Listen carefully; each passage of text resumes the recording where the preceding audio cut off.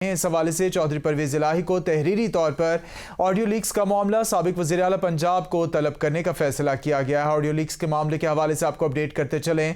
वजारत दाखिला ने FIA को साबिक वज़ीर आला पंजाब चौधरी परवेज इलाही को तलब करने की इजाज़त दे दी है।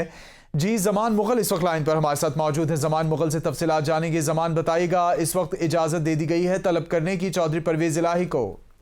जी बिल्कुल, FIA ने वजारत दाखिला से इस्तदा की थी कि इस मामले में तहकीकात करनी है और हमें बाकायदा इसकी इजाज़त दी जाए। इस पर वजारत दाखिला ने बाकायदा इजाज़त दे दी है। चौधरी परवेज इलाही के हवाले से एक ऑडियो लीक का मामला सामने आया था, जिसके 3 पार्ट्स जो हैं वो सामने आए थे, जिसपे जुडिशरी को भी मुर्द इल्जाम ठहराया गया था। उसमें नून लीग की क़यादत ने बिलखसूस उनकी सीनियर लीडरशिप ने भी इस हवाले से रायज़नी की थी और बोतान भी लगाए थे चौधरी परवेज इलाही पे। अब देखना होगा कि FIA इसकी किस नहज से जाके इन्वेस्टिगेशन करती है और आगे जाके क्या इनके खिलाफ कोई मुकदमा दर्ज होता है। चूंकि परवेज इलाही हाल ही में अपने दीगर साथियों के साथ PTI में शामिल हो गए हैं और इस हवाले से भी नून लीग में ये रंज पाया जाता है और रज भी है